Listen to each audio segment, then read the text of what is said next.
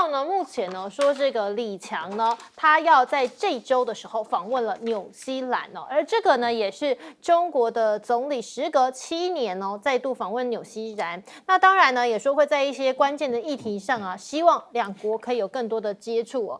那我们看到其实呢，李强呢访问纽西兰呢，之前呢就是说呢，根据这个阿库斯的安全议题上可能会提上议程。那纽西兰最近呢，他们当选的这个右翼政府啊，确实在态度上也有一些不太一样哦。他们转向于美澳建立更密切的关系，但是当然也提到说呢，要参与这样的组织。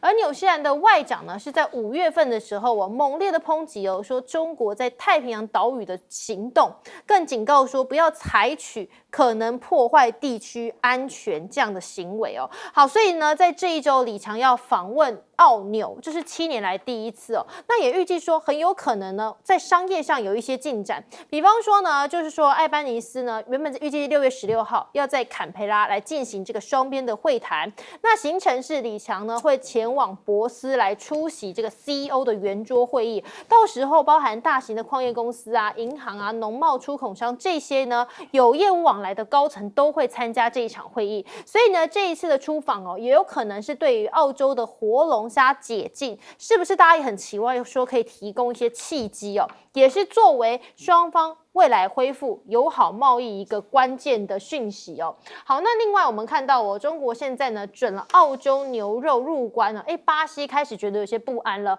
因为呢，他们现在向中国出口的牛肉已经是占总产量的40%了。那中国在5月29号的时候取消了针对澳洲牛肉的禁令了。当然，巴西方面呢也很担心说会不会影响到他们的销售，因为在中澳外交关系不错的时候，当时呢，中国是澳洲牛肉的第2大买家。分析就提到说，美国作为全球第1大牛肉生产国和第2大牛肉的进出口国，那也受到中澳之间的贸易影响，也可能会调整牛肉的出口价格。好，那现在说到牛肉啊，很有可能哦，不要大家太意外，因为我刚刚自己呢也看了2、3次哦，华为也卖牛肉吗？这是根据这凤凰网就提到说，华为很可能是中国最大的牛肉进口商。好，为什么呢？不是说他直接的卖牛肉养牛哦，是说呢，因为他在这个商城上开始卖一些全球的农产品哦。那所有的华为商城都已经开通了这样的美食分类，里面呢牛肉啊、葡萄酒啊都是标配。那这个电商部门当然卖的不只是牛肉，红酒、鲑鱼、奶粉这些都有。那这是一个华为对美国制裁一种战略布局。为什么呢？因为华为在海外收款的时候会遇到一些困难，那很多的用户可能没有办法直接支付美元啊，或是欧元，所以怎么办呢？所以华为就使用货币互换的这样的协议也就是说呢，使用当地货币支付当地的开支，那么采购当地的产品再运回中国大陆来销售，避免这样的汇率风险啊，或是增加了他们的收入来源哦。最简单的讲法其实就是像这样子哦，阿根廷呢就是第一批购买这个华为5G 的国家。那为什么你可以看到他们卖阿根廷的牛肉呢？就是因为阿根廷干脆就直接把牛肉当作钱，他们没有外汇的话，就拿这个牛肉来当作是一个通货，拿来抵账。所以呢，我们就想到说，任正非在2013年的时候，他曾经在一个会议上面就讲说，电商做好以后呢，我们酒也会在这边卖，阿根廷买回来的牛肉也可以在网络上卖了。当时呢，他还说这只是一个比方啦，没有想到11年后呢，这段话是真的了。那华为现在呢，还要自己来研发 AI 的晶片呢，因为呢，现在这个当然 AI 的热潮嘛，我们知道最夯的就是辉达了。那华为现在也推出这个 AI 晶片呢，是可以训练大型的语言模型时，号称这个效率呢，可以来到辉达的这个80%左右。那有些特定的测试效能上呢，他们宣称甚至 GPU 呢是来到了20%。华为接下来也要争取更多的当然国产晶片的驱动算力更说要筹划要建立一个10万卡算力集群要跟科研的机构来合作促进大模型的研发。也就是说，他们自己开始呢也要朝向研发 AI 晶片这样子的模式了。先请教赖老师怎么看说李强访问纽是不是有可能带来一些外交上经济上的突破？这是中国大陆的一个努力因为澳大利亚好不容易一直在努力修补跟中国大陆的关系，中国也蛮珍视啊，蛮珍惜啊这样澳大利亚的政府的努力。那当然，大陆也不希望说纽西兰啊它又转向了，因为过去纽西兰它是认为跟中国大陆维持好关系是比较重要的，但是这一届的政府似乎有一点点在转向，所以大陆在做很大的一个努力，就是把他们再拉得紧一点。本来纽西兰跟澳大利亚有一个想法，他就是说我们可不可以把安全跟经济分开？那经济我赚你的钱，安全上我跟着美国跟你对抗。那这个对中国大陆来讲是觉得不太合适吧？你一方面赚我的钱，拿我的钱去养你的军队，再拿你的军队跟美国来对抗我，然后参与这菲律宾的一些事情，这个不太合适。那因此呢，这个是需要沟通。那除了沟通以外，也需要筹码。那除了筹码以外，也需要压力，因为如果你没有筹码，你就没有办法对对方构成压力，所以筹码是很重要。那什么叫筹码呢？也就是说，我如果从你纽西兰这边，你的经济更依赖我，或者是你澳大利亚你的经济更依赖我，那我就有更大的筹码。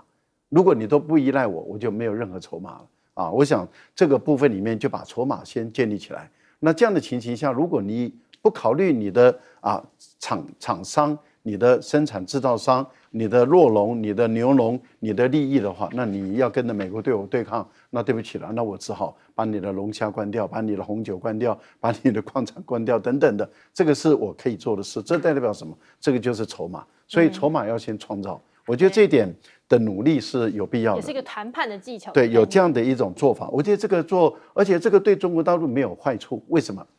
你想想看，如果从纽西兰或是从这个澳大利亚进口更多的牛或是牛奶的这种乳制品的话，那中国大陆对于欧洲就有更大的筹码了。例如说，大陆现在已经开始考虑对于欧洲要实施所谓的乳制品的反倾销税的调查。那这个对于欧洲的这些反中的，或者是目前来讲想对中国大陆调高汽车关税的国家来说的话，他就要考虑再三了。这个就是筹码。好，同样的，我可以从澳大利亚、从纽西兰进口更多的牛肉的话，这个对美国的牛肉商，那么卖到中国大陆的牛肉商来讲，他是不是要减价？那这个对中国的消费者是一件好事情啊。同样的，巴西也必须要想办法减价。因为这样的话对中国的消费者就是好事啊，所以这样子做法的话，事实上是有各方面的好的多赢的一个局面在思考，所以我觉得这样的一个动作其实是有必要的。有关于华为的问题是这样子，因为当时阿根廷的经济陷入困境，它的外汇用光了，它的债台高筑，它甚至在 IMF 里面都要清算它了。这样的一个情形下的时候，那中国大陆当时用人民币来帮阿根廷，也就是阿根廷欠 IMF 的债是用人民币来支付，可是那个人民币你怎么还给我？那因此当时就由华为出面了，华为就用以货易货的方式，也就是我把我的5G 的系统卖到你阿根廷去，那你阿根廷根本没有能力来支付嘛，因为你阿根廷的经济出问题了，怎么办？你牛肉卖给我。那也就是说，我们把这个价钱总额算出来以后，看看你当时阿根廷的牛肉的价格多少钱，我就给你买。买来以后，就变成由华为的电商来帮阿根廷在中国的境内或是境外来卖这个牛肉。这个就是，促成华为变成一个牛肉的电商的这样的一个情形。可是它是帮助阿根廷啊。可是阿根廷的右翼政府上来以后，对中国大陆采取非常不友善的一个动作。可是这个合约当时已经签了，是前政府签的，所以华为继续履行合约。那现在要看的就是这个米莱这个右翼的这个政府，它本身会不会继续下去，还是说它要改变它的态度？我想这个未来的一个走向还有一段路在走，但是至少华为的电商已经有了阿根廷的牛肉。对，这个接下来继续关注。来，岳老师怎么看说华为现在也要自己研发 AI 的晶片，说是要校正辉达。阿根廷的牛肉最好啊！大家要搞清楚啊！我们从小读地理的时候，蓬巴草原啊，全部在养牛啊，牛比人多3、4倍啊！大家要搞清楚啊！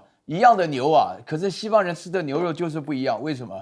因为他们地广人稀啊，牛养的非常多啊。我跟你讲，说句良心话，什么澳洲啦、巴西啦、什么阿根廷啊，全世界好的适合养牛的地方都被他们占满了。那么他们现在的话呢，生活由俭入奢易，由奢入俭难呐。他们基本上买不到东西的话呢，因为他们没有美元呐，因为没有美元的关系，他们现在选那个总统米莱疯子啊，居然讲说阿根廷自己钱不用了，改用美元了，自己国家的主权货币都不要了。那在这种情况下，阿根廷本身的发展，请大家要稍微注意啊，阿根廷不是落后国家，阿根廷是不争气的国家。全世界在发展过程倒过来的话呢，原来阿根廷是有法国的这种生产水准，现在搞了100年之后，现在穷得不得了。你这据米莱自己讲的，排名第140几名啊，全世界才180几个国家，这么富裕的环境，这么多的白人的话呢，现在阿根廷想要用现代的设备的话，他用牛肉刚好啊，为什么？他用牛肉刚好弥补了3项缺失啊。第一个的话呢，就是他自己阿根廷牛肉非常好。我再强调一遍呢，以前我有一个朋友，他是太远了，要不然我们都该去那边吃牛排的，你知道吗？啊，所以我们平常在台上对面阿根廷，对呀，我们现在吃牛肉什么恩格斯牛肉什么的话呢，比起阿根廷的话呢，人家是价美物廉了，不是物美价廉啊，这个大家记清楚，因为讲得太激动了。然后第二件事情的话呢，这个实际上啊，真正的来讲的话呢，货币是空的了。美元本身迟早，美元能够换什么？这样的乱意下去的结果的话，我跟你讲，老早就有，像这有，比如说意大利有一家很有名的小镇，他们出的起司是世界有名的，叫帕米恰诺，他们本身的货币就是一个一个的起司摆在那边，作为整个财产的一个支付。阿根廷就是牛肉。然后第3点最重要的是，本来大陆就在玩这去美元化嘛，去美元化的话呢，你想想看，各国都有这种。这个物美价廉的东西嘛，像巴西啊什么，他们竞争就是故意制造他们巴西啦、澳洲啦，然后阿根廷啊，竞争这个牛肉越买越便宜啊。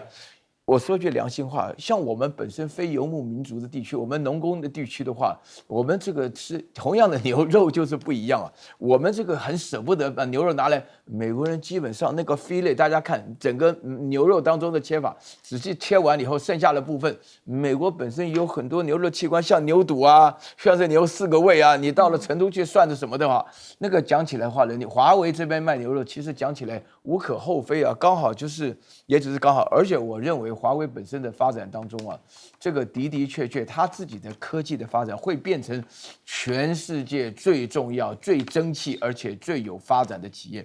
为什么呢？因为我觉得科技产业当中最害怕的就是安逸，最困难的就是生活在危机当中。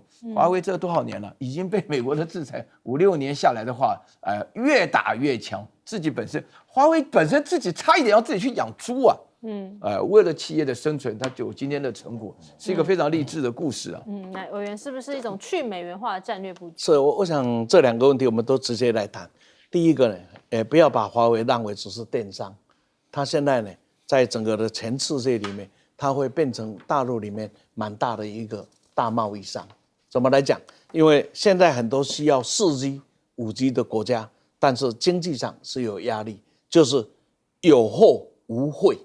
就是它有矿品、有矿产、有农产品、有货，但是它没有外汇。那这个怎么办呢？但是呢，它又要发展经济，它又要电信。那这个时候，只有中国、只有华为可以说，我帮你设电信。那电信的这些费用呢，我就把你这个国家的货，我就换回来。换回来，各位看到的是食品，还有都是矿产品，所以它不是电商而已，它会是一个大贸易商。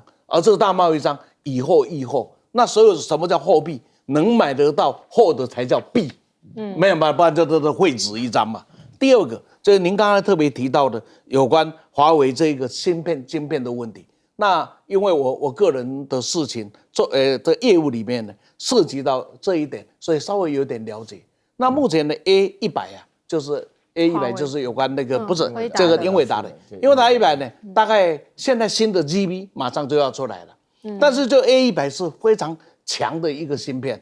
那目前呢，华为自己生产的芯片呢，910B 啊，大概呢可以在非设定的范围内，就没有学习的那个范围内，大概可以达到 A100的80%的能量。但是不要忘了，这个不是达20芯片，是在特定的范围内，比如说。数学要解决这个问题，要解决这段就有特定的对象的能量，它是比 A100 多20%的能力，不是大20，是高出20%的能力。那可是这里呢又有一个很大的不一样，那就是英伟达是负责设计，然后呢台积电这边它其他负责生产，其他人买来使用。但是呢华为不一样，华为是我自己设计，我自己生产，然后我自己要来用，用什么？比如说几个，我先讲马斯克。马斯克现在呢累积了10万片了，就是10万片的这些AI 晶片做什么？就是要做这个题目上我们所讲的，这要做一个这个什么？这个电算中心的10万片。那现在呢，他过去是8万，现在马斯克他已经累积到10万了。目前华为也以10万做目标，那这10万从哪里来？自己生产而来，所以它会更大的一个能量啊。当这个生产完以后，自己用可以生产给别人，这就是为什么黄仁勋一直讲，美国啊不要随便压制中国，压制中国的结果，我的压力会很大。因为照的应该你来用我的，大家都轻松嘛，那你也不要花时间了嘛。但是显然，华为现在走出了设计、生产、自用这样一体的情况，将来还有能力外援。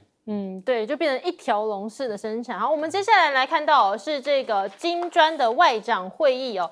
我们看到王毅呢，他抵达了俄罗斯哦。那么呢，当然他第一时间呢，他一抵达之后呢，毫不犹豫哦，你看到画面上呢，他就走向前了。而且呢，这是一个俄罗斯的一个礼仪啦，就是有一个小朋友，就是他抱着女生，她抱着一篮的面包，那他就直接呢拿着起来哦，沾了旁边的盐巴就直接吃了。那当然呢，你看到的时候，我们看会有点惊讶，说，这会不会有一些安全上疑虑呢？不过这也显见说呢，确实哦，这个中俄的关系呢是相当的良好的。那这个在外交场合上呢，其实是非常非常难得的哦，因为国际社会上啊，这样子外长哦，直接当场就吃不是自身团队带来的食物哦，确实呢可能会有一些安全上的考量哦。不过确实你看到刚刚画面上，他就吃了起来。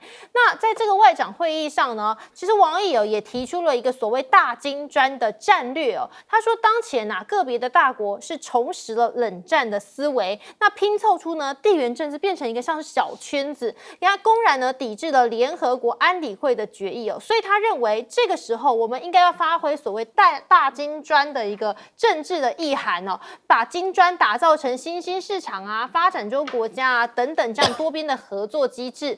那他也提到说呢，过去1年其实金砖的合作是有亮度、有速度、有强度的。那现在呢，要以扩员开启全球南方联合自强的一个新的开始哦。那也认为说呢，这吸引力会持续的增强。那我们看到俄罗斯的总统顾问呢，就提到说，目前有59个国家计划要加入金砖国家上合组织和欧亚经济联盟，另外有30个代表团呢，他们希望参加10月份在这个克山举行的金砖国家高峰会哦。那这一次呢，白俄跟古巴是被特殊的邀请，也列席来参加了。好，那我们看到王毅呢，也和巴西的外交部长来会面哦。那就提到说呢，中方始终把巴西是置在一个中国外交一个非常重要的位置哦。他强调的是，中国重视巴西在拉美地区的重要影响力。好，除了呢是在跟金砖国家之外，我们看到呢，在伊索比亚的部分哦，现在呢也说启用了一个中国建造的航站楼，而且号称呢说这可以让他们的年旅客吞吐量至少是增加了1倍以上。那除了是刚刚我们提到的机场之外呢，伊索比亚和东非的第一条高速公路哦，及这个另外的友谊广场，其实也都是跟中国大陆呢就是援建而来的。那伊索比亚的总理呢就说他有注意到哦，这个积极参与东方国家的建筑活动，他感谢中国大陆的积极贡献。好，除了是这个非洲，另外在摩洛哥呢，还有这个国轩高科哦，420亿就设厂在这边。那他说呢，这个其实是一个电池制造原料的一个大国嘛，所以呢，他说在这里头呢，磷酸盐的储量占世界储量的75%，另外还有很珍贵的这些丰富的矿产资源。所以呢，摩洛哥这个地方有多重要呢？因为它跟欧洲在地理上也是一峡之隔，所以它也是可以视作是中资要出海欧洲一个相当重要的门户。也就是说，这其实是有整体战略考量的。那现在呢，中国大陆也向布吉纳法索除了经济上呢，还有就是在这个军事军备上了。交付了有关于呢50辆军用车辆，另外呢还有是40辆的防雷巡逻车哦。你可以看到在画面上呢，就是在整个交付仪式的现场哦，有好几辆的军用车辆啊是排站哦并肩的停在这边，另外还有40辆的防雷巡逻车呢，一口气哦都来交付给这个布吉纳法索的武装部队了。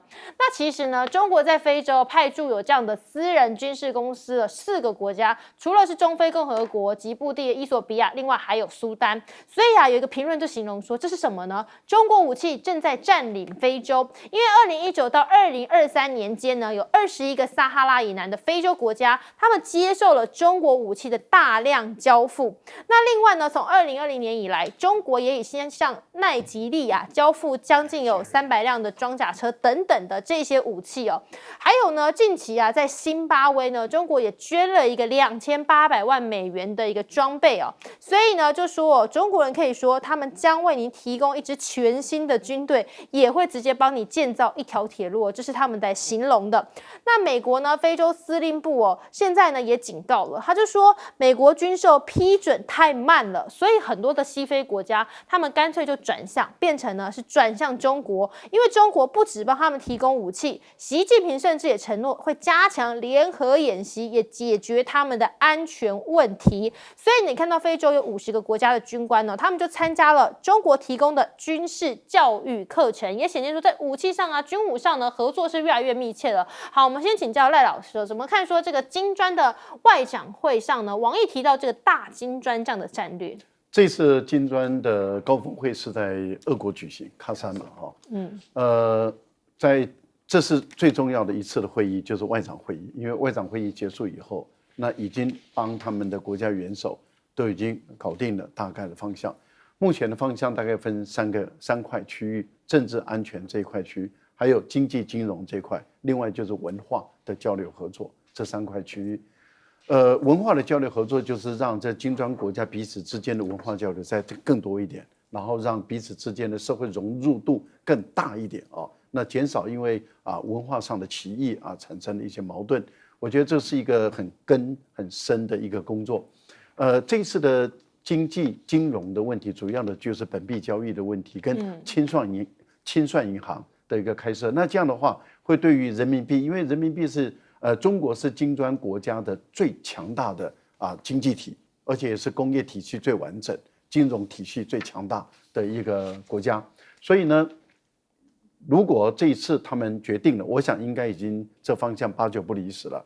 那么确定以本币交易作为他们的金砖国家的一个发展为主要的货币的话，人民币会成为一个最强势的货币。那人民币会加速的国际化，它未来跟美元、欧元那么去抗衡，它的力量会最大。这样的话，会使这些金砖的国家更加的安全，更不容易受美国跟欧洲的掣肘我觉得这是一个战略性的一个改变。走到这里的时候，你可以看到好多的国家都想加入了。所以您注意到了这一次像泰国也表明了我想加入，土耳其也说了我也想加入。那目前来讲，排队的国家实在是很多，他们都想加入这个体系里面。所以这代表什么？这代表这个组织是越做越兴旺。那因为想要加入，就是因为从中会对自己的发展有帮助，不然的话他不会想要加入嘛。那由于 G7 它把它变成一个富有国家的俱乐部，也就是你要够有钱才能够进来，他们不接受没钱的国家。那韩国也想进来，可是日本就不希望韩国进来。那你想想看，那所以这些没钱的国家都不能够加入 G7， 我们叫做富有国家俱乐部。可是这些富有国家他们是越来越衰败，他们越来越落后，他们是活在祖先留下来的这些城堡里面，但是他们的各方面都已经越来越老旧，而新兴的经济体正是很兴旺。不管你在亚洲，不管你看到曼谷，其实曼谷都已经快比台北还现代化了那你会看到亚洲很多新兴的国家都在起来，这代表什么？新兴的国家成为一股重大的力量，而金砖就是在扩容，就是把南方的国家、发展中的国家都纳入他们的体系内。对，新进国家的力量不容忽视。我们休息一下，马上回来。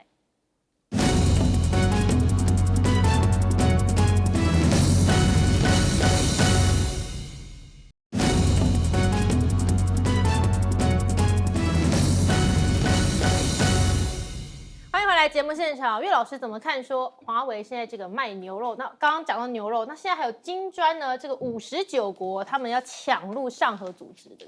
我跟大家强调一个重要的观念啊，因为我1984年的时候人在欧洲的时候啊，伊索匹亚闹大饥荒啊，当中啊发生了一件有名的事情啊，大家都不知道，因为现在看以色列部队里面有黑人啊，犹太人把伊索匹亚的犹太人全部14000多人带走啊。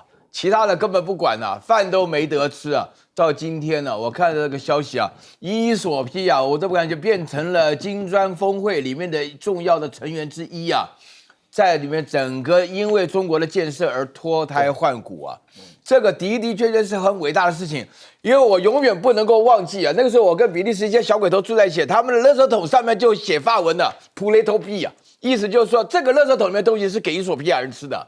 我跟你讲，那个严重。我为什么要讲到这件事情啊？因为大家要了解，请大家稍微去看一个很有名的，在哥伦比亚大学教书的叫萨伊德啊。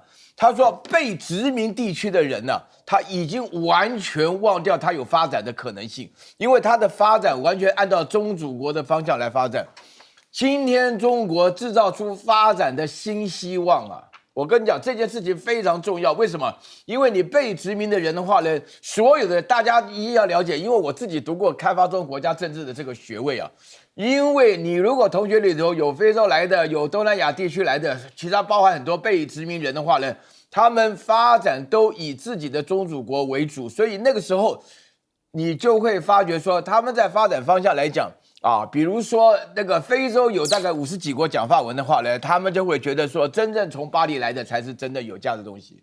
那今天来讲的话呢，中国跟俄罗斯的联手创造出了一个非常奇特的景象，他们要发展全球南方，他们要发展金砖峰会，他们要发展联合国的基本价值。我觉得这一件事情是非常非常重要的。为什么？因为以色列最近啊，他们才宣布联合国本身就是恐怖组织啊，嚣张到这种地步啊，请大家要稍微了解一下。如果说这个世界一直由西方帝国主义的人所把持的话，整个世界不会平静的，因为他们根本没有发展的机会，只有中国的协助下才有发展的空间，这个是事实啊。更多的国际内容，等一下马上回来。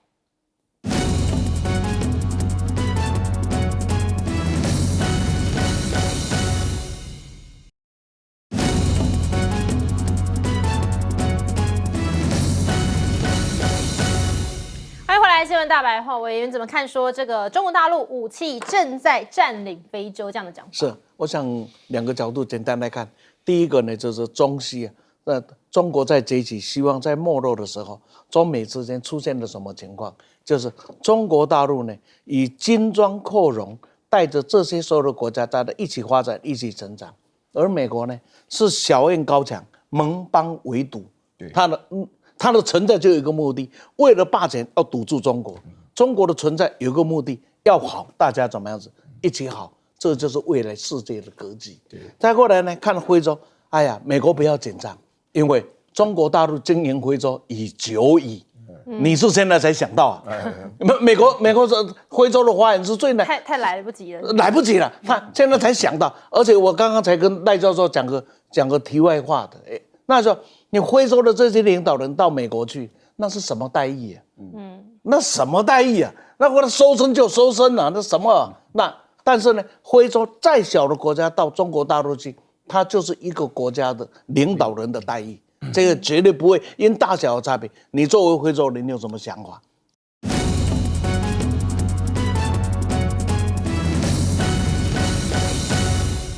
喂，你好，欢迎持续锁定新闻大白话，我是今天的节目主持人李作恒，来欢迎这一节要参与我们讨论的来宾，国际政治专家赖岳谦赖老师。主持人好，观众朋友大家好。前立委李胜峰。主持人好，大家好。台大哲学系教授苑举正。都很好，各位观众朋友大家好。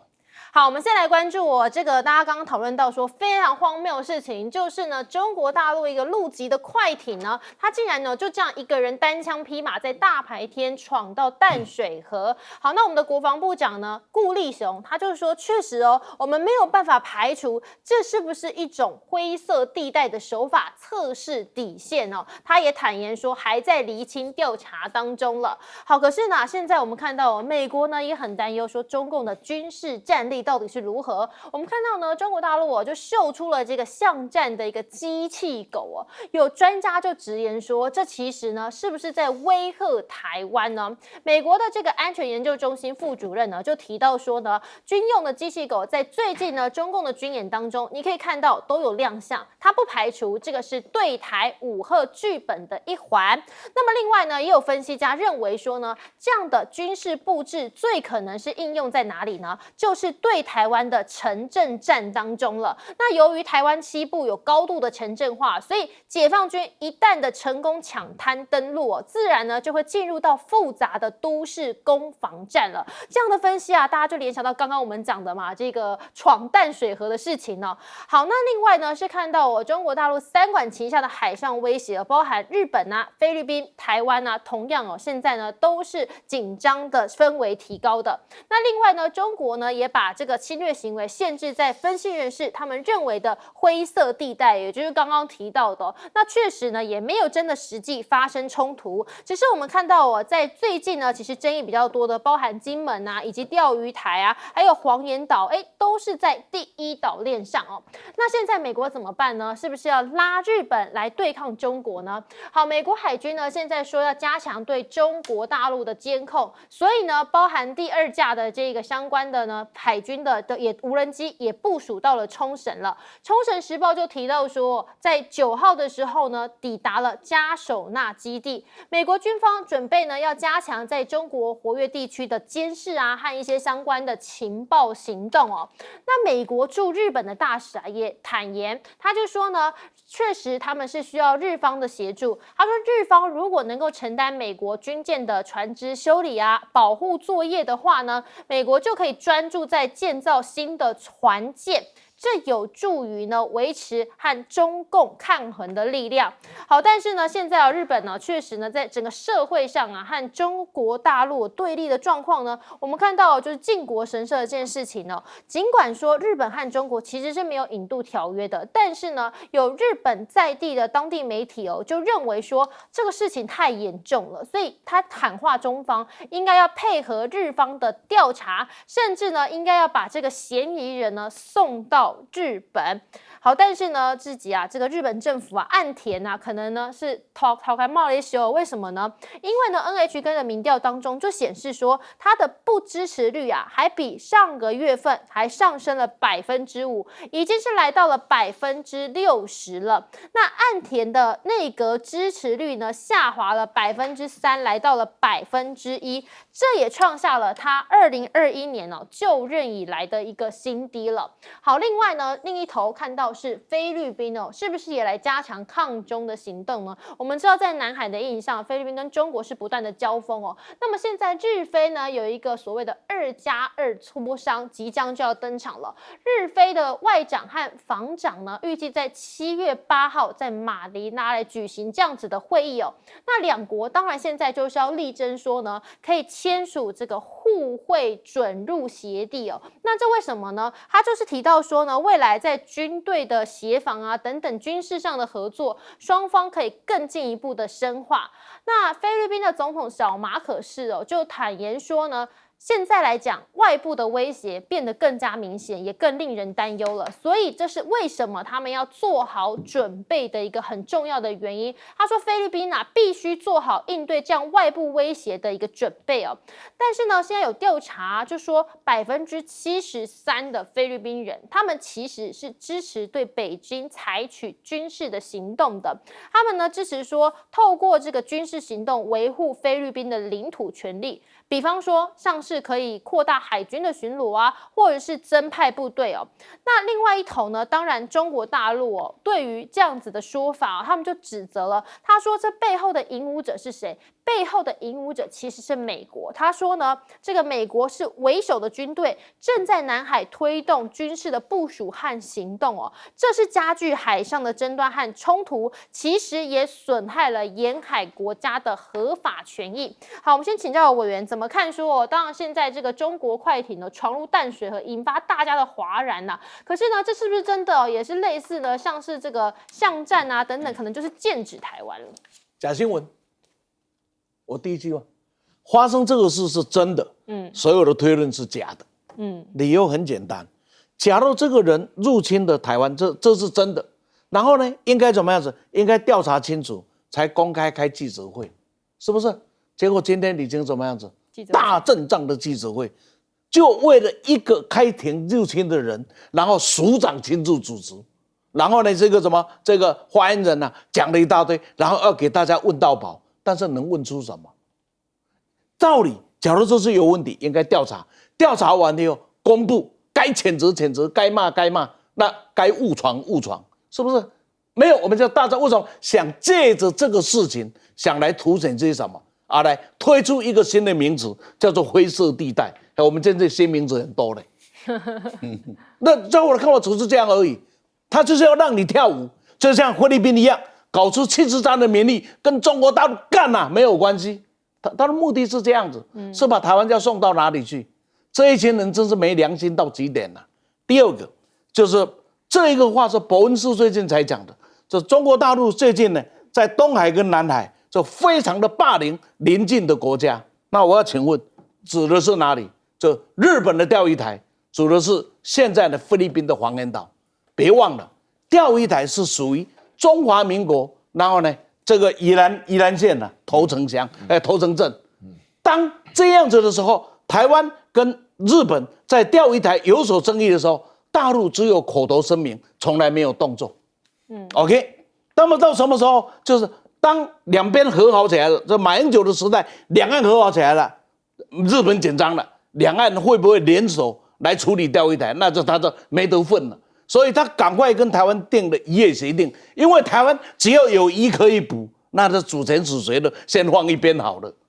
但是呢，这个事本来就这样停下来，结果日本又干了什么事，就把它给国有化，而且就在习近平刚上任的时候国有化。一国有化之后，钓鱼台生变了。开始的时候是我们的渔船到钓鱼台被日本赶走，国有化之后，中国大陆出现，两边是对峙。对峙完了以后，变成你来我走，我来你走，到了现在是中国大陆正常的巡航，然后日本呢，目睭金金狼相东在那边看，等到有空档才开始进来。那这个时候是谁霸凌了谁？中国大陆到现在为止，从来没有鼓励过任何中国籍的人登钓鱼台，但是日本3番5次在干这个工作，所以被修理，那嘟嘟好呢。那我再问。黄岩岛的事情，仁爱礁的事情亦然如此。仁爱礁的那一条今天已经停在那里那么久了，在杜特地的时代里，大家有个默契，就让时间解决这个问题，是吧？那个时候你听过有霸凌吗？有水炮吗？有什么吗？没有。那现在呢？你自己去作乱，自己去恶搞，天天要搞这个新闻，只是为了什么？我们不知道他的交易的目的。然后现在反过来说，你来欺凌我。哇，美国人习惯用了他们话术的霸权，已经掌握我们的声音太久了。我觉得我们不应该再沉默，不能让美国这样的语音霸权把整个的世界搞乱、搞急。现在到现在目前发生的战争，这20-30年发生的战争，哪一场是中国所属的？哪一场不没有美国的影子？战争患者是他，结果他这样站出来，我是仁爱的样子，那气笑死人了。日本这一个不知道哪里跑出来那个小机构啊，这话说要把他引渡回来。那我问你，日本人来台湾把慰安妇的头像踢动的时候，要不要引渡回来啊？哦，你踢别人的会使，人家来放一步就你就哇哇叫啊！那一步尿啊，还放的方法刚刚好。我上次就讲过了，那个不叫过去对这些为国牺牲的人设立的一个像忠烈祠神社。都说是理所当然，大家会生气是，你把2次大战世界公认的侵略者的战犯，你把它放进去，那是对你们神灵的羞辱那不叫神社，从此又被这一群魔鬼进去，这叫魔社，到魔社去撒一泡尿，不是刚刚好而已吗？我真是不愿意讲这样的话，但是当你用这样的回应，我就用这样的话来回应你，是吧？如果大家想想道理上，那菲律宾，拜托。为了菲律宾就不要再搞了，你搞到你的全国人民说号称73要干什么？要跟中不许打一仗，你是凭什么要打？美国都不敢了，你凭什么打？美国现在搞到现在说我的军舰不行了，日本来帮我维修。一个军舰要给人维修的国家才有办法要来跟人家对抗。你觉得他有什么本事？好，美国躲起来，然后呢去收拾那个菲律宾，就出来该死的是你啊，我不骗你啊！拜托了，美国在讲我这一句话，这20-30年来的世界里，所有在地球上发生的战争，哪一场是中国人手指出来的？所有的战争都是美国人手指出来的，他才是真正世界的战争贩子。赖老师，一艘大陆的快艇啊，民船啊，那从对岸跑到台湾来，穿过了台海中线，对啊，穿过了台湾海峡，海军没看见，空军也没看见，然后到最后海巡署已经快到5海里、6海里，而且据说还是我们的渔民回报说，有一艘很奇怪的艇，我们了，然后进来的时候，海巡署的船才发现，然后一直到了靠近了到了淡水进来了，他自己来投案了然后这个事情才说他全程掌控，全程掌控，但是他无能力处置，而且掌控也掌控不了，处置也没有能力，就自己无能嘛。那整个国安团队都无能。然后到国防部，一直到海巡全部到海军，所有的其实都无能力，自己不反省，自己不检讨，就说这个有灰色地带，这个有又是对岸的问题，而对岸的一个老百姓就可以这样直接大拉拉的跑进了我们的淡水河，然后如果一直往内走的话，情况那就不一样的。我觉得民进党执政下坦白说真的是无能各方面都没有能力，经济没有。各方面都没有。那现在的另外一个问题，就您提到了，很多区域间好像说中国大陆在搞灰色地带，这一点我觉得有意见南海的问题，不要忘了，观众朋友，杜特地执政的5年，南海的问题一点问题都没有。菲律宾的渔民也在那边捕鱼小马可仕刚上来的时候说我会延续杜特地的政策，也到中国大陆进行国事访问了。接着美国人来了以后，小马可仕改变了，就开始在南海捣乱挑衅，所以造成今天南海的紧张。那是因为你菲律宾挑衅，以为有美国人可以靠，造成南海的紧张嘛，所以南海之间就不平静了。其实我们都知道背后的那个人是谁，美国。台海在马英九时代这8年好得不得了我们观光客每一年将近1000万其实明明可以突破1000万，是我们说我们吃不消了，来太多了，吃不消了，钱赚太多了，我们说那个不要超过1000万，在我们能够吸收的范围内，我们能够消化的范围内，对台湾多好学生来了，我们的私校的问题解决了，然后老师来了，我们也过去了，学术的交流那么起来了，工商界的交流起来了，社会人士的交流都起来了，方方面面都好嘛。那为什么改变了？然后从这个裴洛西来台湾，台海中线没了，然后呢，接着这个24海里没了，接着看起来12、6海里都有问题了，这代表背后是谁？我想观众朋友你们都知道背后那个人嘛，那个人就是老美嘛。日本也是一样本来钓鱼岛这个地方三方就是大陆、台湾、日本，大家有默契，那也就是和平捕鱼。你日本的石原生太郎就在跑去华盛顿回来以后就说要钓鱼岛国有化，那你要钓鱼岛国有化，那从此以后就变了嘛。那也就是谁背后又是谁？又是美国人嘛。所以我觉得这些态势都摆得很明白，背后的那一个人引武者搞了南海，搞了台海，搞了日本，搞了以后呢，那大陆现在有能力了。为什么有能力？他可以同时处理，都可以同时处理的情况下，美国什么都没捞到，美国什么代理人战争都没打起来，然后自己本身越被大家看不起。台湾的民众，你想想看，现在台湾的民众是不是50%以上人不信任美国是啊，为什么？因为大家都瞧不起美国人嘛，你根本处理不了。你也保护不了台湾，你也不敢，也没能力保护，你就一张嘴而已。我想这就是美国人自己玩了这么多年，玩到最后只让自己的国力越来越消而已。因为这个数据我自己蛮疑惑的啊，岳老师怎么看？真的有73%的菲律宾人会支持采取军事上行动吗？我留学的时候的好朋友都是菲律宾人啊，菲律宾人非常 emotion 啊。我跟你讲，菲律宾最喜欢开 party 啊，弹吉他啦，但是他们的那种国家主义是非常强烈的了。因为问卷嘛，这73%，我们这边我们总统100%要准备打仗了，有什么稀奇的？我觉得还有那27%的人不晓得怎么搞了，没有选择打仗了啊！我跟你讲，这个问卷可以完全不用负责任的了啊！但是我倒是觉得，这个我们这个叫做什么顾立雄啊，这个国防负责人啊，倒是说了句实话，个人的名义可以测试灰色地带啊。我们呢，3个那个时代当兵的时候，只要说是过了金门岛的禁限制海域，我们赖老师就是当兵的。我跟你讲，我自己认的人啊，就有开过枪的，打死过人的。开枪，这个是不是开玩笑的？哎，你这种事情啊，其实就是应该，就是说，尸体摆在那边，你过了界限就要打死你。什么跑到淡水河上面来的？这个就是在测试你的这种底线。什么叫灰色地带？这是明明白白的不怕死。我跟你讲，说实在来讲啊，我们这个国防的力量啊，弱到啊，连我不晓得开枪的能力有没有，我都不知道了。好，另外的话呢，就是说我讲到这个有关于啊，这个日本呢，他们讲到说是这个要引渡这个到了靖国神社，我不要讲别的。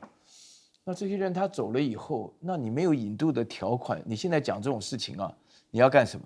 它只有一个目的了，很明显就是要引发日本的民意，就是日本的民意到现在他觉得不够，日本的民意有90%人不喜欢大陆人啊，但是我告诉你，我刚从大陆回来，大陆有100%的人不喜欢日本，啊，就是大家彼此之间相互仇视嘛，你要这样相互仇视的结果啊是什么呢？大家要了解，跟前面跑到淡水河来的道理是一样的。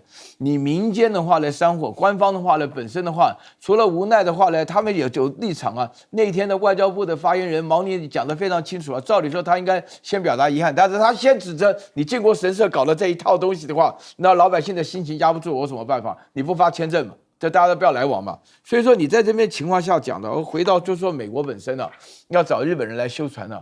这个我听了非常惊讶，你知道为什么？因为前阵子的话呢，那个搞那个四方联盟的时候，美国的船是要到印度去修的，我当时就发觉不得了啊！现在因为钱太热，我坦白跟你讲啊，美国的军事上真正的问题不是不先进，也不是说打不过谁，真的就是太贵了。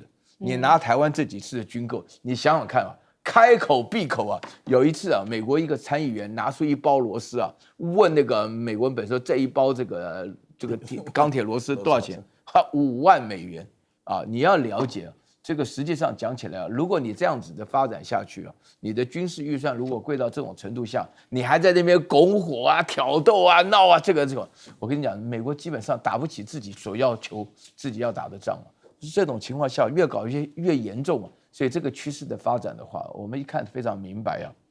对，因为讲到这个趋势哦，当然呢，还是有些人希望可以更多的合作嘛。